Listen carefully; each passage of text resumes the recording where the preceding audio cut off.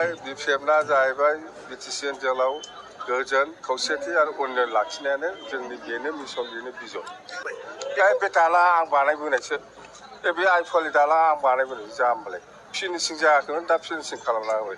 प्रमद बर'निखौ आं बुंबाय थादोंना प्रमद बर'आ 4 बोसोराव मोननै गोदान खामानि मावदों गोदानै आरो आं बेलेग खामानि मावाखै। मोनसेया जाहैबाय कारिगावनिफ्राय क'क्राझारसिम गोदानै स्पिड ब्रेकार बानायनाय बे मोनसेया जाहैबाय कारिगावनिफ्राय क'क्राझारसिम थाङोब्ला नोंथांमोना प्रमद बर'नि गिदिर मोजां फट' नुगोन नायनो मोजां बे मोननै खामानिखौ मावनो हादों। जों बेफोरखौ मावनो हायाखै दुखुनांथाव बाथ्रा।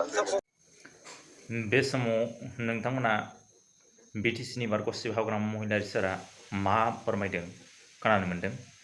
दा बिथांनि बे बुंनाय रावा सैथोमार नामा दा बयखौबो साननो गोनां खालामदों।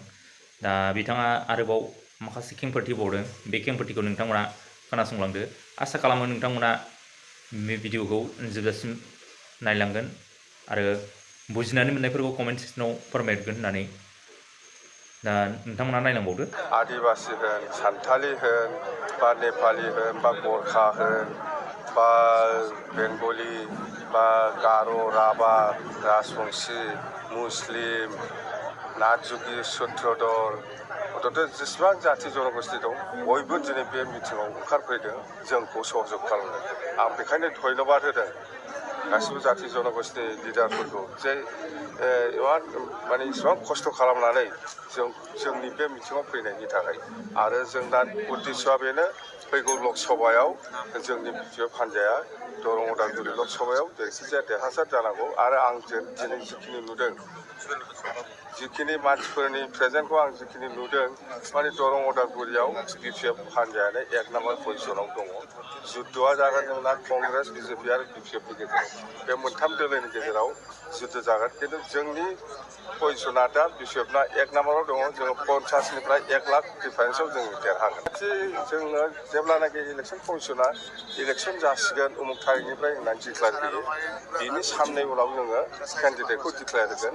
केन्डिडेटआ दाबो थिग जाथ'वाखै।